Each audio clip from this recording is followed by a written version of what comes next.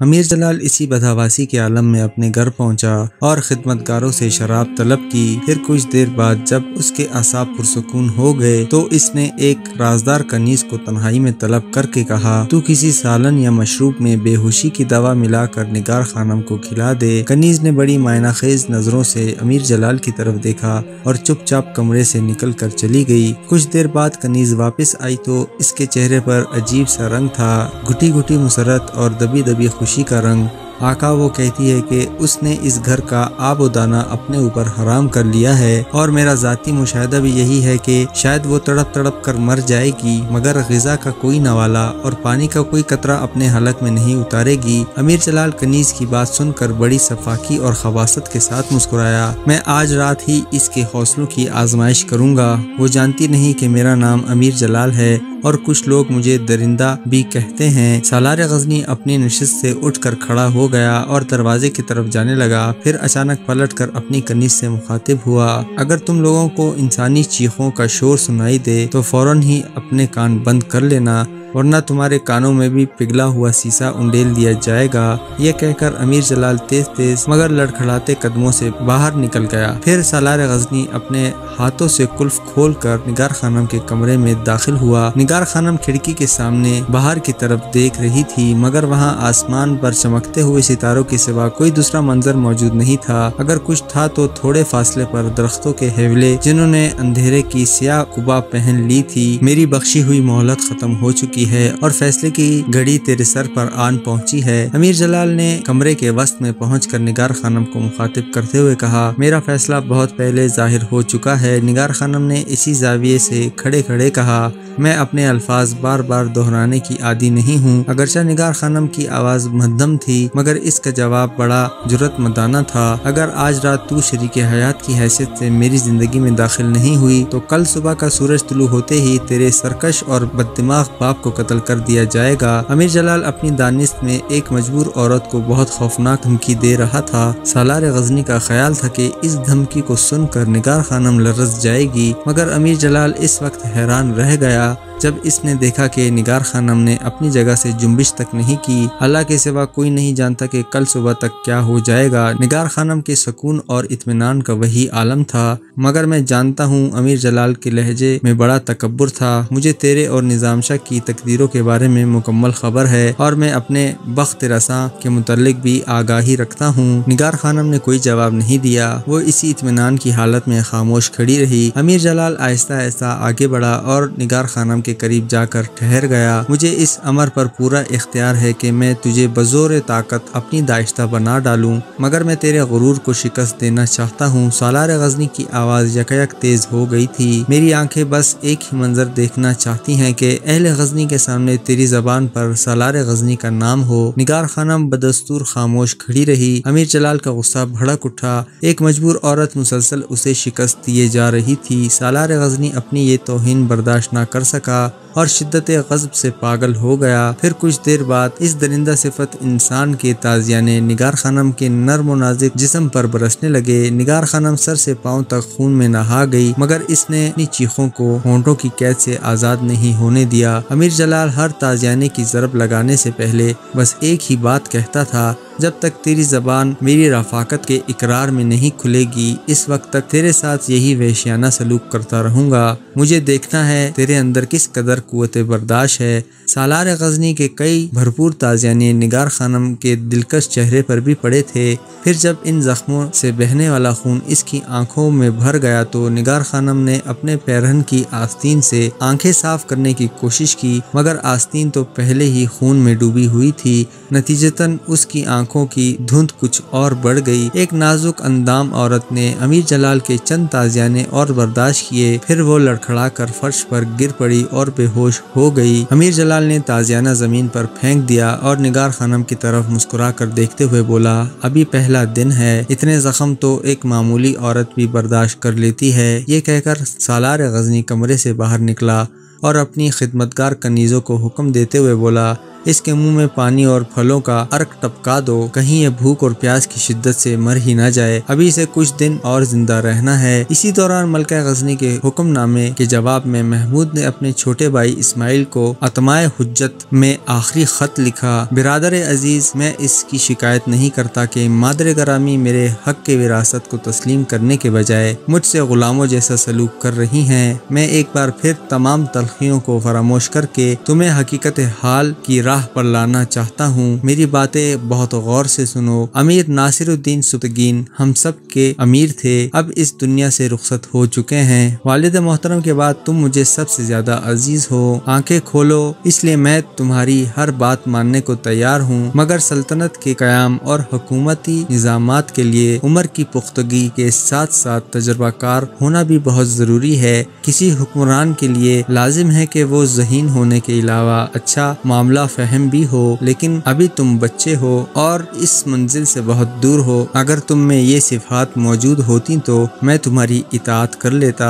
امیر مرحوم نے تمہیں اپنا جانشین مقرر کیا تھا تو اس کا سبب صرف مصلحت وقت اور سلطنت سبکتگین کی حفاظت تھی۔ میری دوری کے سبب یہ صورتحال ناگزیر تھی۔ اب وقت کی مصلحت یہ ہے کہ تم اچھائی اور برائی کا فرق سمجھو اور اس معاملے پر ٹھنڈے دل و دماغ سے غور کرو، انصاف کو ہاتھ سے نہ جانے دو، اور امیر نے جو وراثت کے طور پر چھوڑا ہے اسے شریعت کے مطابق تقسیم کر دو۔ غزنی جو ہماری سلطنت ہے اور روب و جلال کا سرچشمہ ہے، اسے مجھے دے دو تاکہ میں بلخ اور خارستان کو دشمنوں سے پاک کر کے تمہارے حوالے کر دوں۔ امیر جلال اور دوسرے عمرا نے اپنے ذاتی مفادات کی خاطر ملکہ غزنی کو گمراہ کن مشورے دیے، اس لیے اس تنگ نظر اور عقبت نااندیش عورت نے محمود کو صاف صاف لکھ دیا: وراثت تقسیم ہو چکی، اب یہ ہماری مرضی پر منحصر ہے کہ ہم جو چاہیں تمہیں بخش دیں اور پھر تم سے جو چاہیں امارات چھین لیں۔ تمہاری عافیت اسی میں ہے کہ اطاعت اشاروں کی طرح غزنی حاضر ہو جاؤ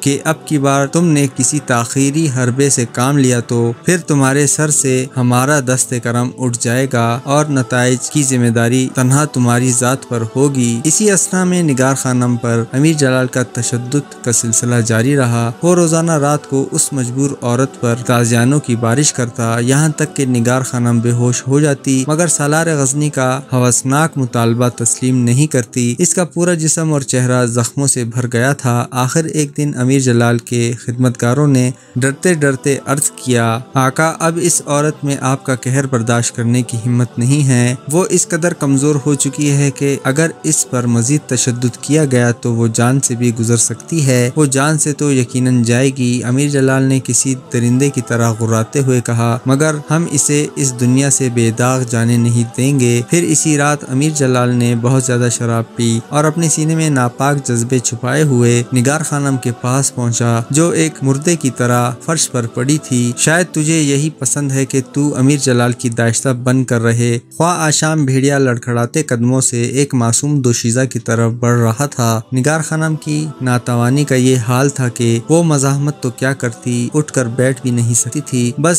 نگار خانم کمرے کی چھت کو دیکھتی جا رہی تھی، پھر یکایک اس کی آنکھوں سے آنسو بہنے لگے۔ امیر جلال نے غرور اور تکبر میں ڈوبا ہوا ایک مدمست قہقہہ لگایا، پھر جیسے ہی سالار غزنی نے نگار خانم کے جسم کو چھونے کی کوشش کی، اسے محسوس ہوا جیسے اس کے دونوں ہاتھ بے جان ہو گئے۔ امیر جلال پاگلوں کی طرح چیخنے لگا۔ خدمتگار اپنے آقا کی دل خراش چیخیں سن کر مدد کے لیے دوڑے، مگر دروازہ اندر سے بند تھا۔ خدمتگار دروازے پر دستک دے رہے تھے اور امیر جلال اپنے بے جان ہاتھوں کی طرف دیکھ کر چیخ رہا تھا: یہ کیسی آفت ناگہانی ہے، اس جادوگر نے مجھے تباہ کر دیا، آقا دروازہ کھولیے۔ امیر جلال کی چیخیں سن کر خدمتگار بھی زور زور سے بولنے لگے: ہمیں اندر آنے دیجیے، دروازہ توڑ ڈالو، میں کچھ نہیں کر سکتا۔ امیر جلال کسی ذبح ہونے والے جانور کی طرح چیخ رہا تھا: دروازہ توڑ ڈالو۔ خدمتگار کچھ دیر تک مضبوط دروازے پر ضربات لگاتے رہے۔ اسی دوران نگار خانم نے آنسوؤں سے بھری آنکھیں کھول کر امیر جلال کی طرف دیکھا۔ سالار غزنی اس کے قریب ہی کھڑا چیخ رہا تھا۔ نگار خانم کی دھندلی نگاہوں کے سامنے بڑا عجیب اور ناقابل یقین منظر تھا۔ سالار غزنی کا پورا جسم متحرک تھا،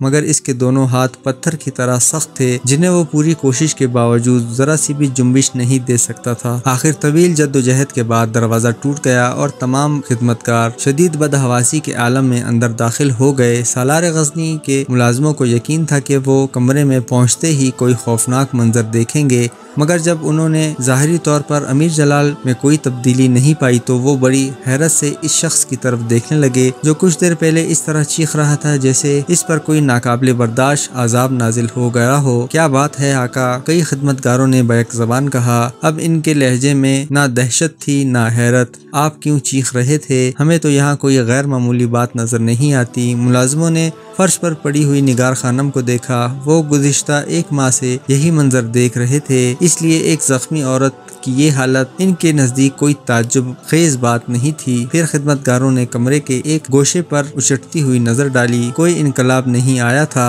پھر امیر جلال کی چیخیں، ملازموں کے ذہن الجھ گئے تھے۔ حرام کارو! امیر جلال کا انداز گفتگو نہایت بےہودہ اور فحش تھا۔ کیا تم نہیں دیکھ رہے کہ میرے ہاتھوں کی طاقت سلب ہو گئی ہے؟ جاؤ کسی طبیب کو لے آؤ۔ امیر جلال کے انکشاف کے بعد خدمتگاروں نے اپنے آقا کے دونوں ہاتھوں کی طرف دیکھا اور انہیں اندازہ ہوا کہ واقعتاً بہت بڑا حادثہ رونما ہو چکا ہے۔ سالار غزنی کے ہاتھوں کو دیکھ کر انہیں ایسا لگا جیسے گوشت و پوست کے جسم میں 2 تراشے ہوئے پتھر لگا دیے گئے ہوں۔ تمام خدمتگاروں کی آنکھیں فطر حیرت سے پھیل گئی تھیں۔ وہ اچھی طرح جانتے تھے کہ ان کا بدکار اور سفاک آقا کس ارادے سے کمرے میں داخل ہوا تھا۔ اس خیال کے آتے ہی ملازموں کو اپنے جسم میں خوف کی تیز لہر اٹھتی ہوئی محسوس ہوئی۔ پھر ان کی آنکھوں کی پتلیاں کانپنے لگیں۔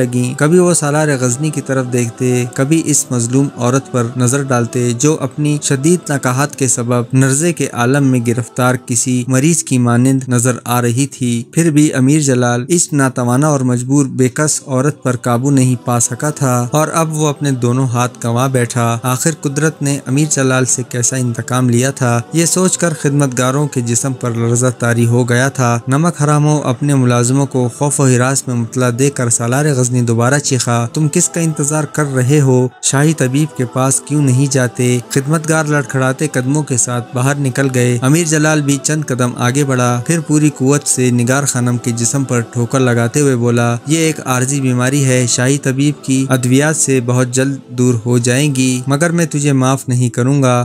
ٹھوکر کھا کر نگار خانم نے دوبارہ آنکھیں کھول دیں۔ وہ حد سے زیادہ کمزوری کے باعث بول نہیں سکتی تھی، لیکن اس کے ہونٹوں پر پھیلی ہوئی مسکراہٹ سے ظاہر ہو رہا تھا جیسے وہ امیر جلال کی خدائی دعووں کا مذاق اڑا رہی ہو۔ اپنے قہر و نفرت کا مظاہرہ کرنے کے لیے سالار غزنی جھکا اور اس نے نگار خانم کے منہ پر تھوک دیا۔ یہ بیچارگی اور مجبوری کی بدترین مثال تھی۔ امیر جلال کے اس عمل سے ایک لمحے کے لیے نگار خانم کے چہرے پر کرہیت کا رنگ ابھرا، مگر دوسرے ہی لمحے اس کے ہونٹوں کی مسکراہٹ مزید گہری ہو گئی۔ شاہی طبیب نے اسی رات امیر جلال کے دونوں ہاتھوں کا معائنہ کیا، پھر اس نے انتہائی مایوس کن لہجے میں کہا، میں آپ کو اندھیرے میں نہیں رکھنا چاہتا۔ شاہی طبیب کا ہاتھ امیر جلال کی نفس پر تھا اور وہ سالار غزنی کو اپنی تشخیص سے آگاہ کر رہا تھا۔ آپ کے دونوں بازوؤں پر فالش کا بدترین حملہ ہوا ہے۔ میرے تجربے اور مشاہدے کے مطابق آپ کے ہاتھوں کی رگیں اس قدر بے جان ہو چکی ہیں کہ ان میں خون کی گردش بحال نہیں ہو سکتی۔ ابھی شاہی طبیب کی بات مکمل ہونے بھی نہیں پائی تھی کہ امیر جلال وحشیوں کے مانند چیخ اٹھا، پھر دارالشفا میں دواؤں کے یہ انبار کس کام کے ہیں؟ تیرے کتب خانے میں یہ ہزاروں کتابیں کیا کر رہی ہیں؟ تو آب حیات سے برے ان مرتبانوں کو توڑ کیوں نہیں دیتا؟ اور تیرے بقول جن کتابوں میں نسخہ ہائے کیمیائی درج ہے انہیں آگ کیوں نہیں لگا دیتا؟ امیر جلال کا لہجہ نہایت تحقیر آمیز تھا، جیسے وہ شاہی طبیب سے ہم کلام نہ ہو بلکہ اپنے کسی غلام سے مخاطب ہو۔ سالار غزنی شاہی طبیب کے ماتھے پر بل پڑ گئے۔ وہ امیر جلال کے اس ذلت آمیز سلوک کو برداشت نہیں کر سکا تھا۔ بیماری سب پر آتی ہے، آپ کو بھی میرا یہی مشورہ ہے کہ اپنے ہوش و حواس پر قابو رکھیں، ورنہ کسی دوسری خوفناک بیماری میں مبتلا ہو جانے کا اندیشہ ہے۔ تو مجھے زندہ رہنے کے انداز سکھانا چاہتا ہے؟ امیر جلال کو، ایک جانباز سپاہی کو، سالار غزنی کو جو آفت اور مصائب کو ایک کھیل اور موت کو ایک دلچسپ تماشا سمجھتا ہے، اس کے لہجے میں بڑا غرور تھا۔ آپ کس طرح بات کر رہے ہیں سالار غزنی؟ شاہی طبیب نے پوری شدت کے ساتھ احتجاج کیا۔ آپ صرف اپنے ذہن میں ایک جانباز سپاہی ہو سکتے ہیں، ورنہ ورنہ جہاں تک علمی دنیا کا تعلق ہے تو میں نے آج تک آپ سے زیادہ بزدل اور کم ہمت انسان کوئی دوسرا نہیں دیکھا۔ یہ کہہ کر شاہی طبیب جانے کے لیے کھڑا ہو گیا۔ کہاں جا رہا ہے؟ امیر جلال نے چیخ کر کہا۔ اس کے لہجے میں بدستور حقارت کا رنگ نمایاں تھا۔ شاہی طبیب جاتے جاتے ٹھہر گیا اور نہایت شائستہ انداز میں امیر جلال کو مخاطب کر کے کہنے لگا، میرے بار بار درخواست کرنے پر بھی سالار غزنی نے اپنا لہجہ درست نہیں کیا۔ بزعم خود اپنے آپ کو مملکت کا جانباز سپاہی کہنے والا خود جانتا ہے کہ میں اس کا غلام نہیں ہوں۔ میرے فرائض میں صرف یہ بات شامل ہے کہ میں گاہے بگاہے خاندان شاہی کے افراد کی جسمانی صحت کا معائنہ کرتا رہوں، بوقت ضرورت ان کا علاج کروں۔ یہ تو میرا آپ پر احسان عظیم ہے کہ میں اپنے فرائض منصبی کو نظر انداز کر کے سالار غزنی کے طلب کیے جانے پر دوڑتا چلا آیا۔ آپ نے میری محبتوں کا خوب صلہ دیا۔ امیر جلال بوڑھے طبیب کے ایک ایک لفظ میں طنز کا تیز نشتر پوشیدہ تھا جس نے سالار غزنی کو جھنجھلاہٹ میں مبتلا کر دیا۔ سالار غزنی، آج آپ پر یہ وضاحت ہو جانا چاہیے کہ میں صرف انسانوں کا علاج کرتا ہوں۔ یہ کہتا ہوا شاہی طبیب امیر جلال کی خلوت سے نکل کر اپنے مکان کی طرف چلا گیا۔ امیر جلال بہت دیر تک شاہی طبیب کو انتہائی نازیبا کلمات سے یاد کرتا رہا۔ پھر ایک ذلیل النفس انسان کے منہ سے ابلنے والے مغلظات کا سیلاب اتر گیا تو سالار غزنی نے مملکت کے دوسرے طبیبوں کو اپنی قیامگاہ پر طلب کر لیا۔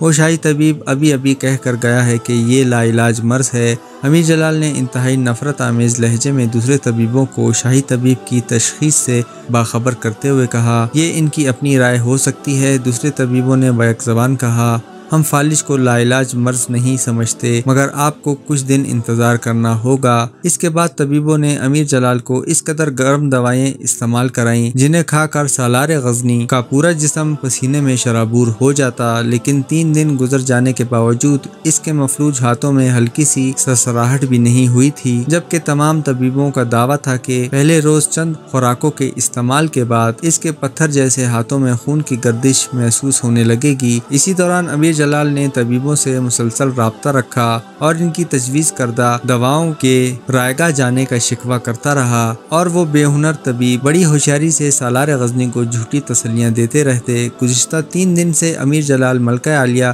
کی خدمت میں بھی حاضر نہیں ہوا تھا۔ اس کا خیال تھا کہ وہ پوری طور پر شفایاب ہونے کے بعد ہی دربار شاہی میں حاضری دے گا، ورنہ اس کی موجودہ حیثیت دیکھ لی جانے پر ایک عبرتناک تماشا بن کر رہ جائے گا۔ ابھی امیر جلال اس عذاب میں مبتلا تھا کہ ایک روز ملکہ غزنی نے اسے تنہائی میں طلب کر لیا۔ بڑے سنگین لمحات تھے۔ امیر جلال اس ناکارہ حالت میں ملکہ غزنی کے حضور جانا نہیں چاہتا تھا، اور دوسری طرف اس کی مجبوری یہ تھی کہ وہ فرما روائے وقت کا حکم بھی نہیں ٹال سکتا تھا۔ امیر جلال کچھ دیر تک ناقابل بیان ذہنی کشمکش کا شکار رہا اور اسے ملکہ غزنی کے روبرو جانا ہی پڑا۔ یہ تیرا کیا حال ہو گیا امیر جلال؟ ملکہ غزنی اور امیر اسماعیل نے شدید حیرت زدہ لہجے میں سالار غزنی کو مخاطب کرتے ہوئے کہا۔ امیر جلال کچھ دیر تک خاموش کھڑا رہا، پھر بے اختیار اس کی آنکھوں سے آنسو بہنے لگے۔ اپنے آپ کو مرد آہن کہنے والا بچوں کی طرح رو رہا تھا۔ ملکہ معظمہ، آپ کا یہ غلام ایک آفت ناگہانی کا شکار ہو گیا ہے۔ اشک زیری کے ساتھ امیر جلال نے اپنے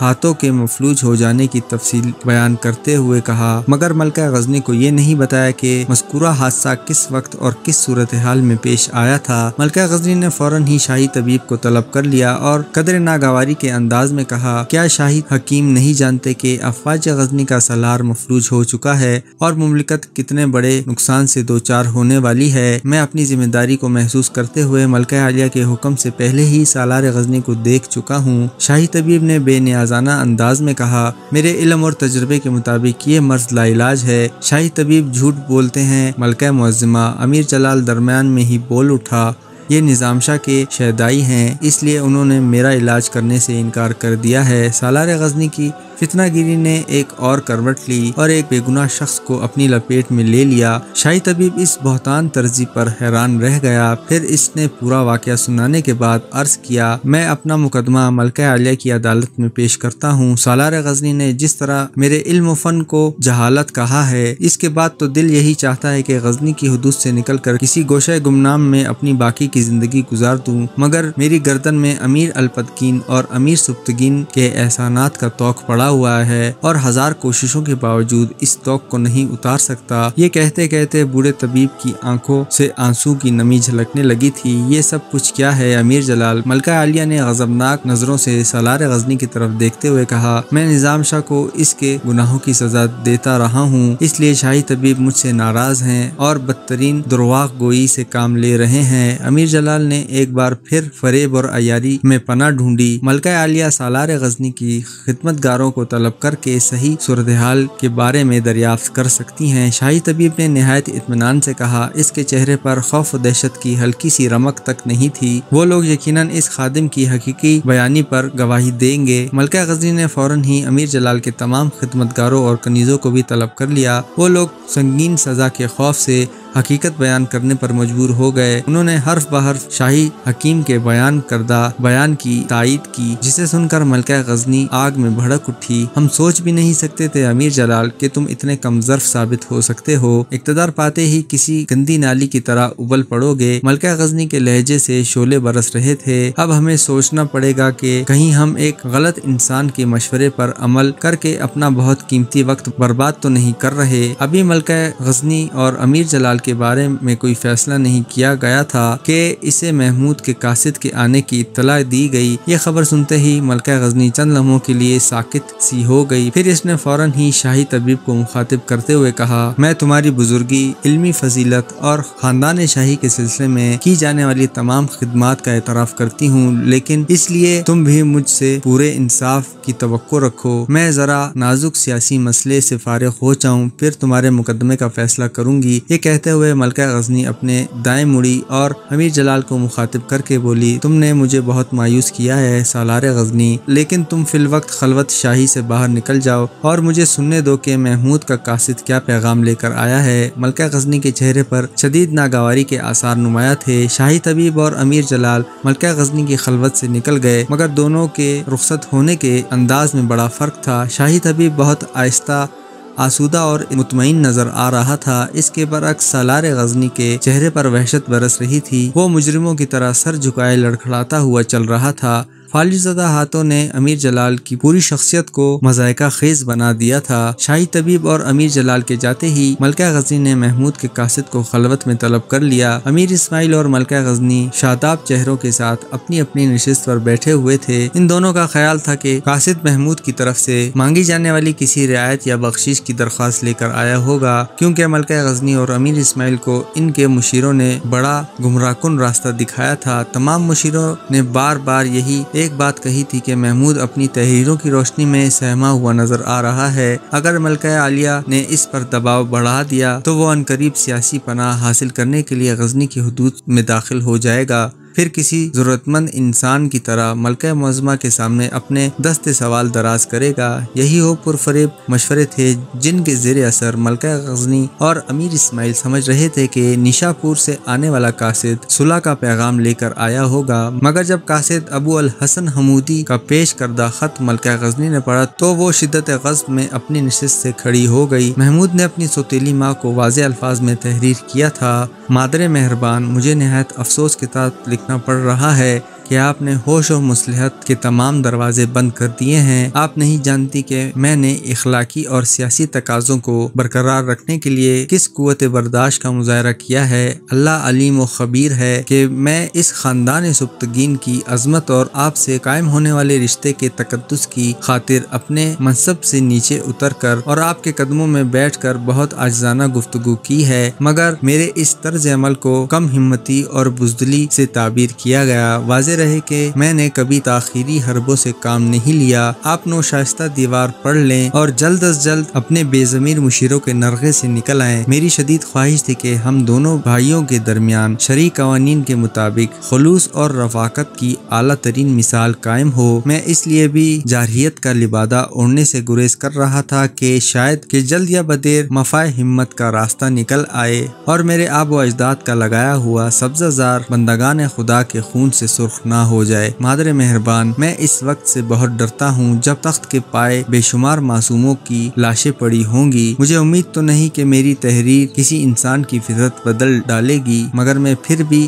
اللہ کی رحمت سے مایوس نہیں، وہ بے پناہ اور لازوال قدرت رکھنے والا ہے اور وہی دلوں کو پھیرنے والا ہے۔ ممکن ہے کہ میرا خط آپ کے قلب کو بھی بدل دے۔ بہرحال میں غزنی کی طرف آ رہا ہوں۔ اب یہ آپ پر منحصر ہے کہ ایک شفیق اور مہربان ماں کی طرح اپنے بیٹے کو گلے سے لگاتی ہیں یا ایک شرمسار اور شکست خوردہ عورت کی طرح ایک فاتح کا استقبال کرتی ہیں۔ سلام، آپ کا معطوب بیٹا محمود۔ محمود نے بڑا سلجھا ہوا اور متوازی خط لکھا تھا، مگر ملکہ غزنی اپنے ہی بیٹے کے لکھے ہوئے خط کو حسد اور خود غرضی کی اینک سے دیکھ رہی تھی۔ نتیجتاً وہ فلاح کی راہ اختیار کرنے کے بجائے تباہی کے راستے پر مڑ گئی۔ محمود کے حملہ آور ہونے کی خبر سن کر پورے محل میں ایک کوہرام سا برپا تھا۔ امیر اسماعیل کے حامی تمام ملکہ غزنی کے خصوصی کمرے میں جمع ہو گئے تھے۔ جب سارے اراکین سلطنت ملکہ غزنی کی خلوت گاہ میں آ گئے تو اس خود غرض عورت نے محمود کے قاصد ابو الحسن حمودی کو مخاطب کرتے ہوئے کہا، اپنے نمک حرام آقا سے کہہ دینا کہ اب وہ ہمارا بیٹا نہیں رہا۔ والد محترم کی وصیت کو چاک کر کے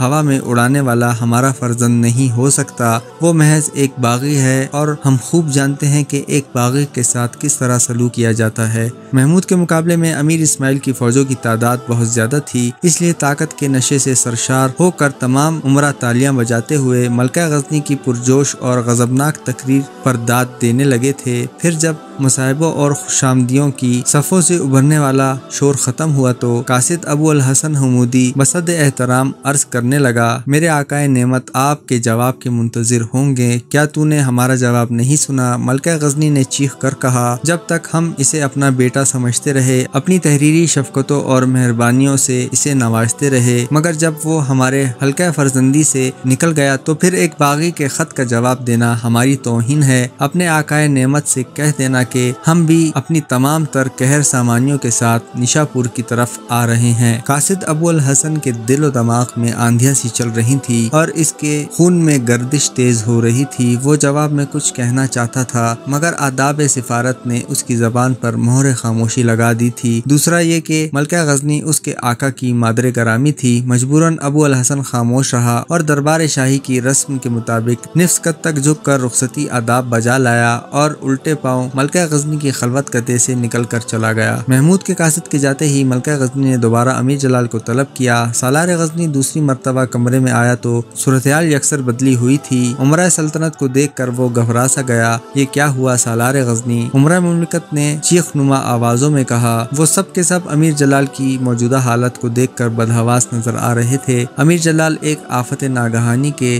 باعث اپنے دونوں ہاتھوں سے محروم ہو چکا ہے۔ ملکہ عالیہ نے سالار غزنی کی بیماری کے متعلق وضاحت کرتے ہوئے کہا، شاہی طبیب کا کہنا ہے کہ اس کے فالج زدہ ہاتھوں میں دوبارہ خون کی گردش بحال نہیں ہو سکتی۔ عمرہ سلطنت سالار غزنی کی حالت زار پر افسوس کا اظہار کرنے لگے۔ پھر جب ان کی دبی دبی سرگوشیاں بند ہوئی تو ملکہ غزنی کی بلند آواز کمرے میں گونجنے لگی، کوئی اور موقع ہوتا تو ہم تجھ سے تیری بدعنوانیوں کا حساب طلب کرتے، مگر ہمیں اس وقت ایک مشکل مرحلہ درپیش ہے، اس لیے تیری چند روز خدمات کے پیش نظر ہم اتنا کرم کر سکتے ہیں کہ تجھے اپنے قہر و جلال کے حوالے نہ کریں۔ ملکہ غزنی نہایت تحقیر آمیز لہجے میں اپنے امیر لشکر سے مخاطب تھی، یہ غلام تو آج تک ملکہ عالیہ کے کرم کے سہارے ہی زندہ ہے۔ امیر جلال گداگرانہ انداز میں گفتگو کر رہا تھا، میں کیا اور میری خدمات کیا، مگر ملکہ عالیہ کا کرم اول اور آخر ہے اور میں آخری سانس تک اسی کرم کا سوال کرتا رہوں گا۔ سالار غزنی کی انتہائی خوشامدانہ روش نے ملکہ غزنی کے آتش غضب کو بڑی حد تک ٹھنڈا کر دیا تھا۔ ہمارا کرم تو اب بھی تیرے سر پر سایہ فگن ہے،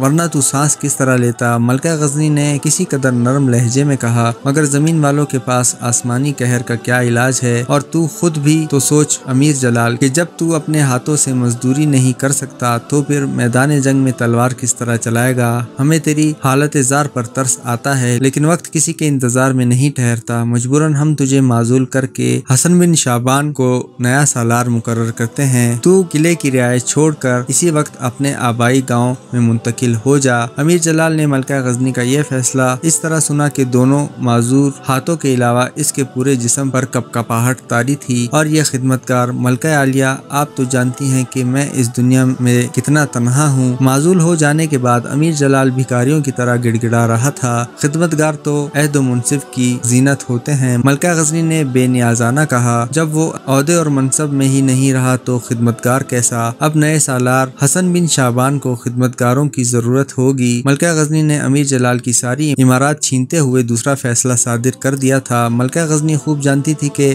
یہ غلام ایک معذور شخص ہے جو اپنے ہاتھوں سے کھانا بھی نہیں کھا سکتا۔ یہ کہتے کہتے امیر جلال سسک پڑا اور زار و قطار رونے لگا۔ بڑی عجیب صورتحال تھی۔ تمام عمرہ امیر جلال کو تعصف آمیز نظروں سے دیکھنے لگے تھے۔ امیر جلال دراز کا داماد، تندرست و توانا اور مضبوط قوی کا مالک تھا، جو کل تک انتہائی پرغرور انداز میں جھوم کر زمین پر زور زور سے پاؤں مارتا ہوا چلتا تھا، اور آج وہی امیر جلال اتنا مجبور تھا کہ اپنے ہاتھ سے حلق میں 2 قطرے پانی بھی نہیں ڈال سکتا تھا۔ کوئی بیچارگی سی بیچارگی تھی۔ یہ سوچ کر تمام عمرہ سلطنت کی آنکھوں میں ہلکا سا خوف جھلکنے لگا۔ ملکہ غزنی کچھ دیر تک خاموش بیٹھی سوچتی رہی، پھر اس نے کسی بھوکے سوالی کے سامنے روٹی کا ایک نوالہ ڈالنے کے سے انداز میں کہا، یہ سلطنت کا قانون تو نہیں، مگر ہم اپنی خاندانی روایت سے مجبور ہو کر تجھے ایک ملازم عطا کر دیں گے جو تیرے کچھ ضروری کام انجام دے دے گا۔ ملکہ عالیہ کا اقبال بلند ہو، بے شک خاندان الپتکین کا ہر فرد انتہائی مہربان اور کریم ہے۔ امیر جلال نے اشک بار آنکھیں بند کر لیں، جیسے وہ ملکہ غزنی کا شکریہ ادا کر رہا ہو کہ ایسے کڑے وقت میں یہ سہولت ہی کسی انعام سے کم نہیں تھی۔ اس کے بعد ملکہ غزنی نے نئے سپہ سالار حسن بن شعبان کو طلب کیا اور تمام عمرہ کی موجودگی میں امیر جلال کو مخاطب کرتے ہوئے کہا، تو آج ہی سارے شاہی نوادرات حسن بن شعبان کے حوالے کر دے۔ شاہی نوادرات سے مراد ہتھیار تھے جو امیر مملکت کی طرف سے نئے سپہ سالار کو دیے جاتے تھے۔ یہ نوادرات سپاہی کی ملکیت نہیں ہوتے بلکہ خاندان شاہی کی ایک محترم امانت ہوتی ہے۔ یہ جانثاروں اور سپہ سالاروں کا ایک طویل سفر ہوتا ہے جو کسی ایک شخص کے چلے جانے کے بعد ختم نہیں ہوتا۔ رخصت ہونے والا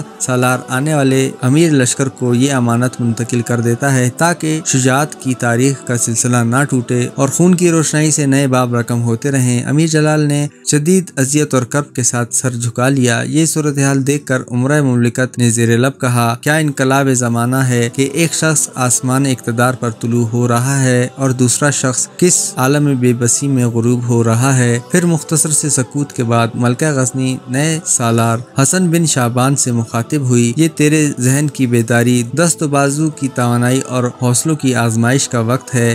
کیا تو اپنی سرفروشی اور جانثاری کے امتحان پر پورا اترے گا؟ سچے جانباز زبانی دعوے نہیں کرتے۔ ملکہ معظمہ حسن بن شعبان نے نفس قد تک خم ہوتے ہوئے کہا، جب خاندان الپتکین کے عزت اور ناموس پر میرا جسم قربان ہو جائے اور جب میرا خون آلود سر ملکہ ذی وقار کے قدموں میں رکھ دیا جائے تو سمجھ لیجیے گا کہ ایک غلام اپنے آقا سے کیا ہوا عہد پورا کر گیا۔ حسن بن شعبان انتہائی درجے کی چرب زبانی سے کام لے رہا تھا۔ اس کے دل اور زبان میں کوئی ہم آہنگی نہیں تھی اور جاننے والے خوب جانتے تھے کہ وہ ایک ناکارہ سالار تھا جو لائق اور باصلاحیت لوگوں کے معتوب ہو جانے کے باعث حادثاتی طور پر منصب سالاری تک پہنچ گیا تھا۔ ملکہ غزنی کے چہرے پر مسرت کا گہرا رنگ ابھر آیا۔ ہم چاہتے ہیں کہ محمود کا لشکر عبرتناک اور ذلت آمیز شکست سے دوچار ہو۔ ایسا ہی ہوگا۔ ملکہ معظمہ حسن بن شعبان نے ایک اور دعویٰ کیا، ایسا ہی ہوگا۔ سالار غزنی کی تلقید میں خوشامدی عمرہ کی آوازیں بھی بلند ہوئی اور امیر اسماعیل کی آنکھیں بیداری کی حالت میں طول و عریض علاقے پر حکمرانی کے خواب دیکھنے لگی۔